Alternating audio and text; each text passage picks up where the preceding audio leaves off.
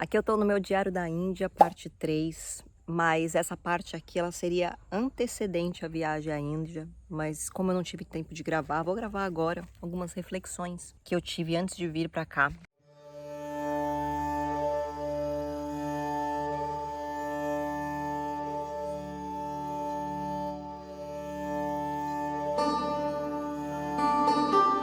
Tá baixando aqui o sol, o pôr do sol, então gostoso aqui essa energia. São 5h30 da tarde, né? Aqui na Índia. Aí no Brasil são 8h30. Antes de eu viajar, né? Antes de decidir vir pra cá, foi muito forte, assim, né? Esse processo de voltar pra cá, né? Eu sempre falo que quando você decide vir pra Índia com esse propósito espiritual, né? De ampliação de consciência, de autoconhecimento, tudo é preparação, né? A Índia não é para qualquer um, não. E quando, né, quem me acompanha, quem é meu aluno, as pessoas que estão mais próximas estão sabendo, né, que eu tô organizando um evento bem grande, junto com os meus alunos, um evento voluntário, que é um sonho a ser realizado, né, que é o Mandalas da Unidade. Em 2018, se você não conhece essa história, tem aqui, eu acho que não tem aqui, eu preciso gravar um vídeo sobre isso, inclusive, que é sobre quando eu fui para Califórnia, todo o meu processo de me reencontrar com uma moça que eu fiz uma arte, enfim, uma longa história, que eu acho que eu devo ter falado em algum lugar, em algum vídeo, mas não vou lembrar, talvez eu vou ter que gravar um vídeo só para falar disso.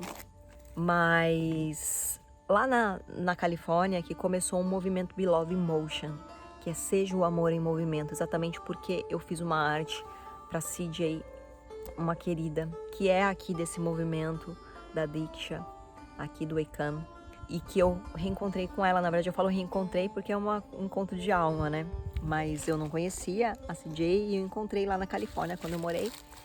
E ela me ajudou muito e me fez reconectar muito com a Diksha, né? Eu fiquei uns 2 anos, assim, meio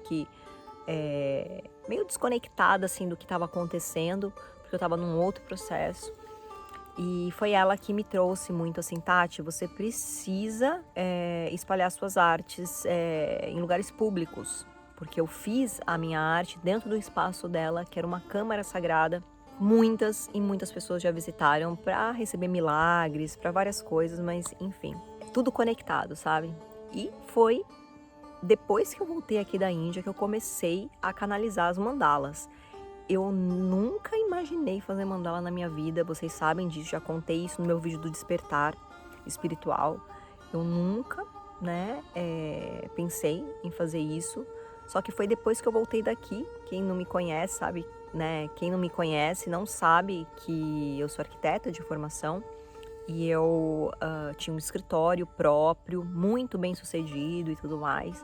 E quando eu voltei da Índia, eu olhei para tudo aquilo e falei, gente, não sou eu tô aqui fazendo um papel para cumprir algo para a sociedade e isso não é a vida que eu quero viver, né? Enfim, não vou entrar nessa parte toda aí, mas eu quero só falar para vocês o quanto tá tudo conectado. Então, voltar para a Índia, nessa mudança toda, né, que eu tive nesses 9 anos, eu vim em 2013 e agora tô voltando em 2022, tá sendo muito forte para mim, né? 9 anos como um símbolo de gestação, né? O 9 tem muito essa coisa da gestação de algo, né? Do fim de um ciclo para o começo de outro, um parto, né? Mesmo. Né, o 9 em si, e o mais maluco de tudo, né, que tudo tá conectado, que o meu número de inscrição, eu me inscrevi para o evento, eu fui a 9ª a me inscrever, e aí o meu número de inscrição é 9, aí eu só fui descobrir agora que eu peguei um crachá aqui, tudo conectado, né, e onde eu quero chegar com essa conversa aqui de desabafo, de reflexões, esse evento do Beloved in Motion surgiu muito conectado com tudo isso, toda essa Tati que se transformou, que modificou, que fez essa metamorfose toda e que aí se reconectou com todo esse movimento que eu tô aqui lá nos Estados Unidos. Era para ser um movimento que só eu ia fazer, né? Eu achava que era eu que ia fazer isso, né? Aquela coisa, eu que vou fazer as artes, eu que vou pintar, sair pintando pelo mundo. E eu percebi que me dava até ansiedade de pensar que eu não estava conseguindo realizar isso, né? Eu não estava conseguindo, ia ser impossível eu fazer tudo isso, porque agora muito mais nesse papel de professora que eu tô, né? De ensinar. No ano passado me veio, e por que não, já que eu tô ensinando a minha técnica, a técnica que foi canalizada, né? Para as outras pessoas, para os meus alunos, por que não? Quem sou eu, né? Quem sou eu na fila da vida, né? Somos um, não é verdade? E se algo veio para mim como um presente e eu estou distribuindo para os meus alunos, por que não todos serem braços de uma mesma consciência fazendo o propósito que eu vim trazer? Então, o Beloved Motion, ele acabou se tornando agora esse projeto coletivo, onde todos os meus alunos vão fazer uma arte no mesmo dia, no dia da unidade, na verdade no mês, né? Porque o dia na unidade eu vou estar aqui, que é dia 7 de março. E dia 19 de março vamos estar todas nós conectadas, todos os nossos alunos, né? Tem alguns homens participando, mas acaba sendo mais mulheres, por vários lugares. Nós estamos em 3 países, além do Brasil, né? Quer dizer, no Brasil, Portugal e Alemanha. Em Portugal a gente está com 2 lugares, em Porto e em Lisboa. E aqui no Brasil em várias cidades, né? São Paulo, claro, tem muita gente aqui em São Paulo. Mesmo na capital, nós estamos em 5 instituições e, né, ABC, Osasco, acho que Osasco, não sei, preciso confirmar. Mas tem Barueri, tem várias outras cidades aqui de São Paulo. Aqui não, né? Lá de São Paulo, aí de São Paulo, onde eu estiver São Paulo agora, nesse momento. E eu tô organizando tudo isso da primeira vez, sabe? Assim, algumas pessoas falaram, Tati, você não vai conseguir organizar tudo isso rápido. Mas eu falei, eu não tô organizando sozinha, sabe? Todo mundo vai estar fazendo a sua parte e tá sendo incrível, tá sendo lindo. Só que tudo isso gerou uma super ansiedade, porque marquei a viagem pra Índia da mesma época. Eu vou chegar no dia 15 de março e o evento é dia 19 de março.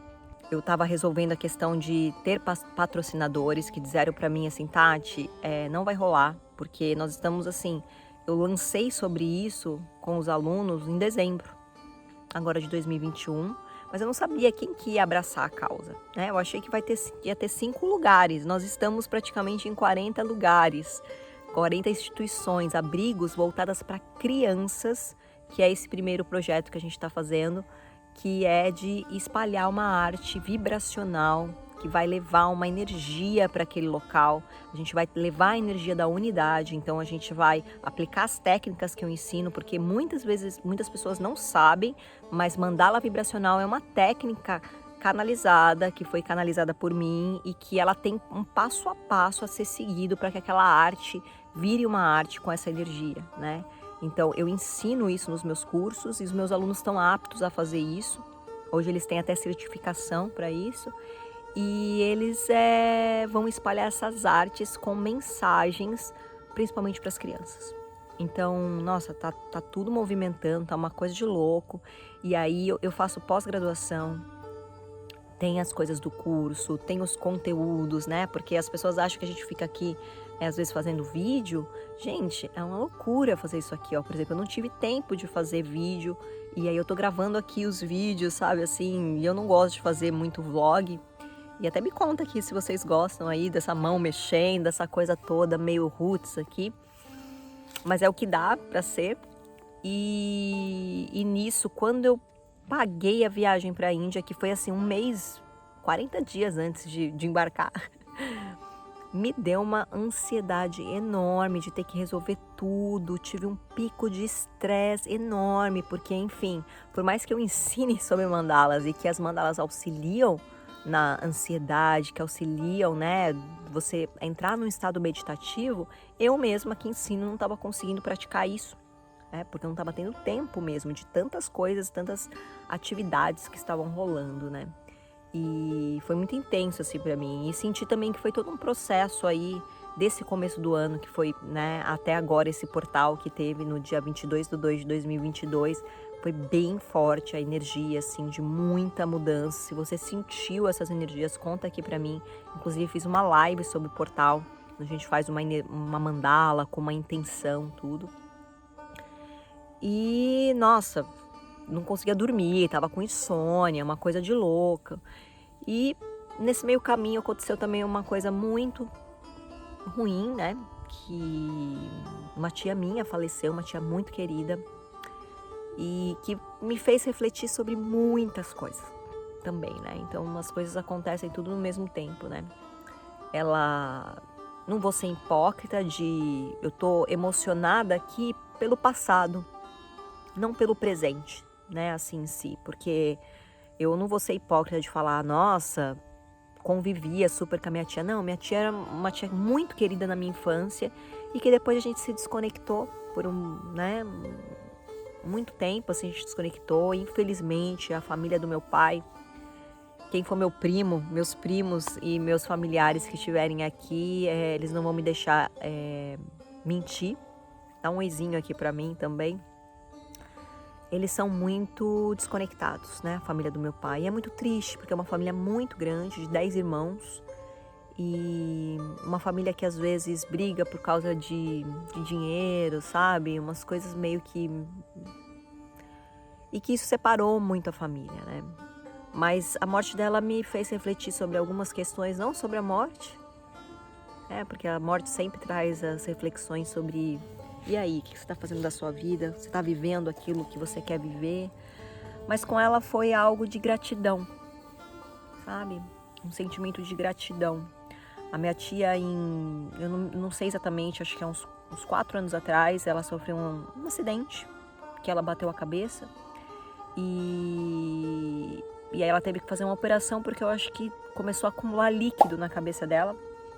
E aí ela fez uma operação para drenar esse líquido. E depois disso, a gente acha que foi negligência médica, porque um monte de gente já fez esse tipo de cirurgia e tudo bem.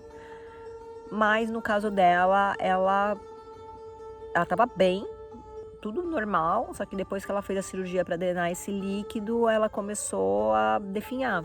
Ela não lembrava mais de nada, ela esquecia de tudo, e ficou mais inconsciente de quem ela era, né? Então ela não reconhecia, às vezes ela reconhecia. No começo me parece que ela estava bem, só que eu não estava no Brasil. Eu estava fora do Brasil quando isso aconteceu e ninguém muito soube disso, porque a família é desunida. Ninguém sabe assim, ninguém sabe muito bem o que acontece com todo mundo. E eu, quando voltei para o Brasil em 2019, eu tive uma visão muito clara quando eu estava nos Estados Unidos com a minha bisavó, por parte de pai, que eu nunca conheci, e que me contam que ela era índia mesmo, né? Não indiana daqui da Índia, mas índia brasileira. E meu avô não, a família do meu avô, dos Alencares, era uma família bem abastada, uma família meio que rica, assim, sabe? Eu sou o José de Alencar, o escritor, né? Que todo mundo conhece, pelo menos a maioria conhece, né? Bem famoso. Ele era meu tio bisavô, ele era tio do meu avô. Tem toda aí uma ramificação. Então, era uma família bem abastada, só que o meu bisavô, ele teve, eu acho que, né, pulou a cerca e teve um filho com essa índia. E saiu meu avô, né? Porque o meu bisavô possivelmente tinha uma família, ele era casado com uma francesa, tudo chique lá. Mas aí ele deve ter puladinho a cerca e casado com a minha avó. Só que ninguém sabe essa história. Eu adoro saber essas histórias, ninguém sabe essa história. Me veio muito forte falando comigo, essa minha bisavó. E eu sabia remotamente que eu tinha essa avó indiana. Indiana do Brasil, tá, gente? Sei que tá tudo conectado, mas... Até porque meu avô, ele tinha um olhinho bem puxadinho assim, sabe? E... Tanto que parecia japonês, mas ele era mais índio. E eu, quando nasci, eu tenho... Meu cabelo é natural, dessa cor aqui, né? É um loiro escuro. Mas quando eu nasci, eu tinha os olhos puxadinhos, bem puxado, e o cabelo bem castanho escuro quando eu nasci. E achavam que eu era filha de japonês, porque de oriental, né? Porque, né, assim, que eu era mestiça, alguma coisa assim. Mas aí, quando a mulher olhou meu pai é claro, assim, com o cabelo mais claro que nem eu, assim. Ele é bem parecido comigo, inclusive. E a minha mãe... sabe, tipo, meio morena, assim, ela não é morena, mas é mais morena e tal. Minha mãe branca, mais pra morena, sabe? E aí, né, acharam que era filho, minha mãe tinha pulado a cerca também, porque eu tinha aquele olhinho puxado, mas era por causa dessa descendência indígena, né, que a gente tem. Essa minha bisavó apareceu para mim numa visão no meio da rua. Eu tava no meio da rua em Los Angeles. E eu já tinha decidido voltar pro Brasil. E ela virou para mim e falou: tá na hora, né, de você ajudar a nossa ancestralidade. Você tá preparada, você tá pronta. E eu fiquei com aquilo na cabeça porque foi algo muito forte que fez eu parar no meio da rua, assim, sabe? E aí eu vim pro Brasil querendo resolver isso, e aí eu acabei indo parar na casa dessa minha tia que faleceu para perguntar para ela, né? Ela morava com mais 2 tias e fui conversar com elas, mas ninguém lembrava muito bem, e foi aí que eu descobri que a minha tia não estava bem, né? Que a minha tia já não estava, tanto que eu fui visitá-la, isso foi em 2019, e ela já não me reconhecia muito bem, mas ela tinha emoção, dava para saber que ela sentia quem eu era, sabe? Ela não conseguia expressar, mas ela sentia, porque ela chorou quando me viu, enfim. E essa história da minha bisavó eu desenrolo num outro vídeo aqui com vocês, só para vocês entenderem todo o processo, que adoro ramificar a história, né?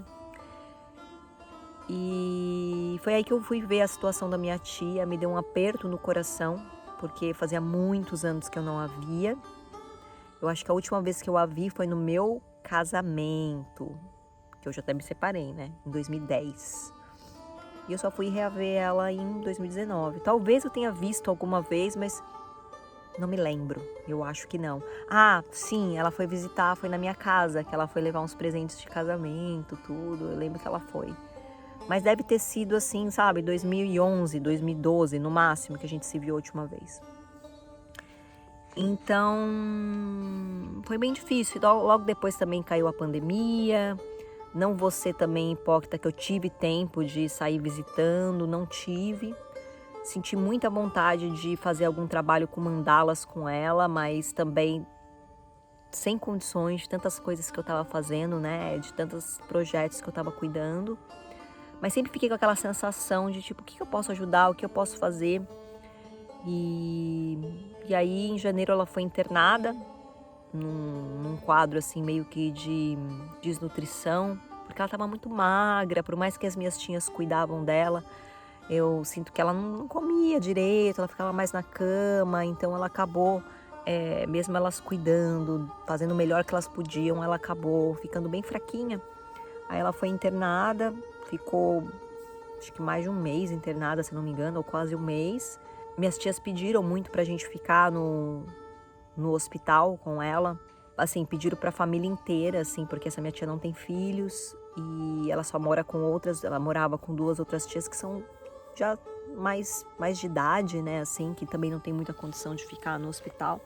Mas eu não tive condições, sabe? E eu sinto que eu me cobro muito, assim, nessa questão, porque por mais que eu não me prontifiquei, dentro de mim eu queria ter podido ter ajudado um pouco mais, sabe? E isso me gerou também muita ansiedade, porque era muita coisa para eu lidar naquele momento. Agradeço meus primos que ficaram com ela no hospital, né? Nos últimos momentos dela. E ela acabou vindo a falecer. Ela saiu do hospital e aí alguns dias depois ela faleceu. E foi muito bom, assim, né? Porque ela estava sofrendo já, a gente sentia que ela não estava mais aqui, sabe, assim? Porque eu sinto que muito do que eu sou hoje, né, tem um pouco dela. O projeto Be Love in Motion, assim, ela tem ali um quê. Quando eu tinha 8, 9 anos, 10 anos, a minha tia era assistente social.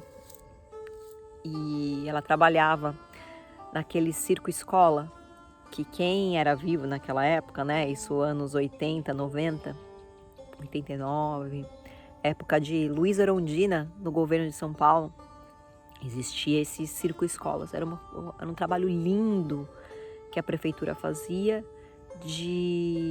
eram para as crianças, né, em vulnerabilidade social, de comunidades.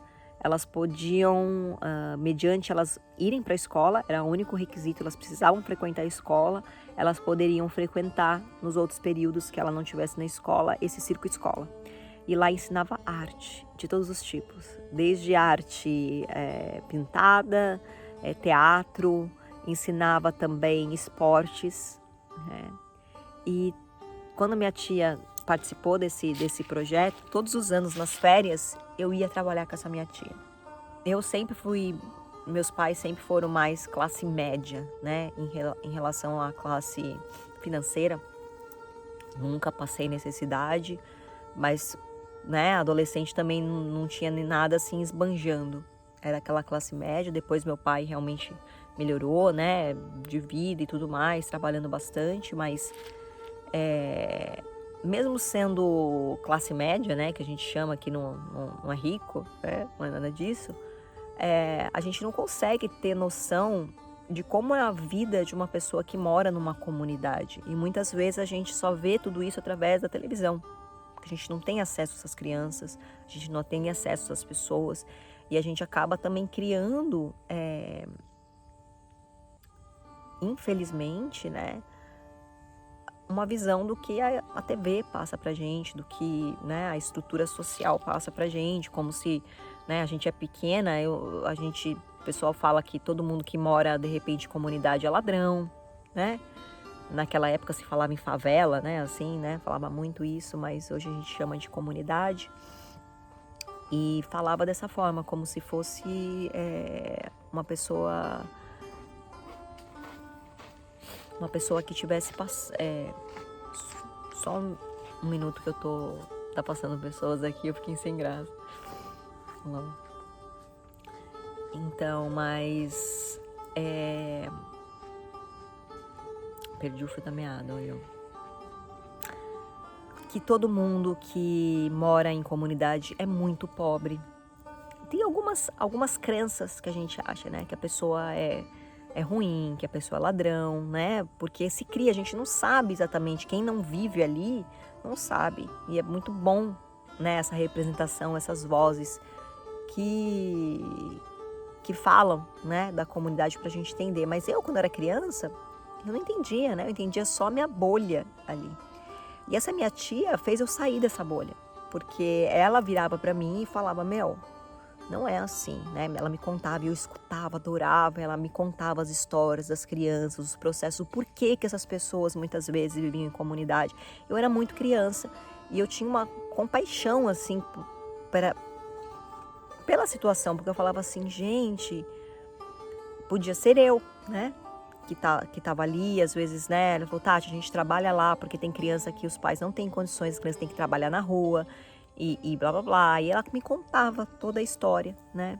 A minha tia era uma pessoa muito incrível, eu admirava muito ela. Ela, como ela não tinha filhos, e ela era meio que essa coisa meio que um pouco revoltada, assim, com o sistema, né? Ela passou vários natais junto com as crianças na Praça da Sé. E ela me levava nesses locais aí que ela trabalhava, do Circo Escola. E era tão gostoso, gente. Eu amava brincar com as crianças. Pra gente ver que a gente não tem essa distinção, né? Por mais que a sociedade coloca isso na gente, né? Com 9 anos a gente tem uma noção maior. Eu ia pra lá e eu não via diferença entre eu e a outra criança. Era só criança. E aí eu ficava tão feliz, porque eu via que aquela criança não tinha nada de diferente de mim. Ela era apenas uma criança, né? Talvez ela não tinha as mesmas condições que eu, financeira, de ter alguma coisa, de pertencer a algum lugar, mas ela era pura como eu, sabe? Assim, ela era livre, inocente como eu, né? Como uma criança. E era muito lindo, e era gostoso porque às vezes eu encontrava algumas crianças e era na comunidade de Heliópolis que a minha tia trabalhava. E era muito legal que às vezes eu encontrava algumas crianças da Heliópolis que eram Alencar no sobrenome. E a gente ficava chamando de primo, sabe assim? Então era muito gostoso, assim. Era muito legal. Eu ficava torcendo para chegar às férias, para eu ir para esse local, brincar com essas crianças, né? E eu lembro que eu nunca vou esquecer um dia, né, que minha tia tinha que também entrar dentro da comunidade de Heliópolis para poder perguntar para as mães o porquê aquela criança não estava frequentando a Circo Escola, porque era obrigado, né, a criança a estudar. Então, quando a criança não estudava, ela parava de frequentar lá. E aí a assistente social ia até a casa para entender o porquê e tentar ajudar e fazer a criança voltar para o circo escola e voltar para a escola.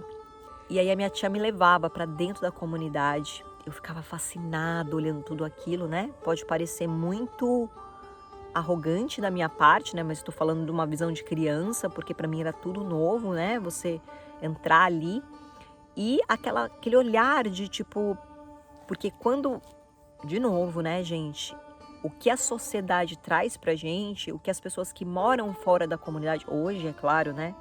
Eu com os meus 41 anos já frequentei comunidade, já entrei, já fiz um monte de coisa, mas com 9 anos eu tinha aquela cabeça da televisão, do que os adultos falavam pra mim e tudo mais. Então, na minha cabeça, eu achava que as pessoas não tinham água, então elas não tomavam banho, sei lá, eu confundia, eu acho que na minha cabeça, uma moradora de rua, que talvez não tenha realmente condições, com uma pessoa que mora numa comunidade.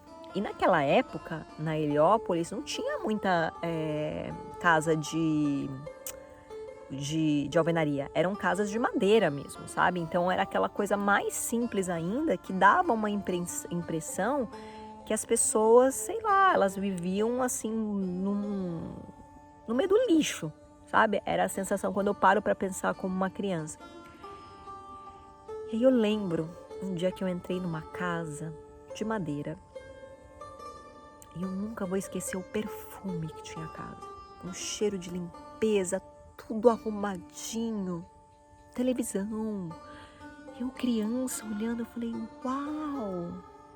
Eu falei, tia, mas por que ela mora aqui, né? E eu lembro que foi a época mesmo meio que do Collor, né? Daquela época, né?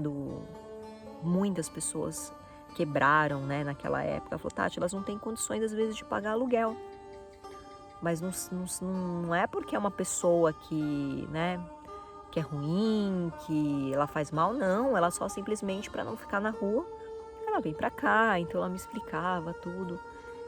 E esse contato mudou a minha vida, sabe? Assim, a minha percepção como uma pessoa, né, branca, de classe média e que, sabe, que estava numa outra bolha.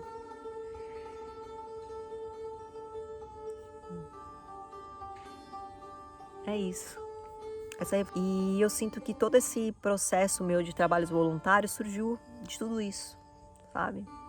Dessa sementinha que essa tia me plantou. Então, sem hipocrisia nenhuma, porque eu não consegui conviver com essa minha tia. Nos últimos momentos que ela mais precisou, eu também não estava lá.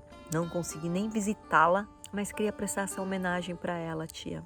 Onde quer que você esteja, você foi embora, mas a sua energia ficou de uma certa forma, que ainda viva. Quero agradecer por tudo que você me abriu de caminhos, né, na minha vida, me ensinou, me mostrou, abriu os meus olhos para sair de uma bolha fechada da inconsciência, né, da ignorância, para entender um pouquinho mais, para principalmente conectar que todos somos um. Infelizmente, passando por processos diferentes, pelo menos na matéria. Essa reflexão aqui foi completamente solta, não sabia nada que eu ia falar, mas eu senti. E falar que nós vamos estar dia 19/3, quando eu voltar daqui, fazendo o Mandalas da Unidade, que é um projeto do Beloved in Motion. Quem também não sabe o que é Beloved in Motion, tem um vídeo aqui bem antigo que eu fiz em 2018, quando eu lancei esse projeto. E gratidão, tia. Pode ter certeza que esse projeto tem você nele, tá bom? Descanse em paz e um beijo para vocês. Até o próximo vídeo.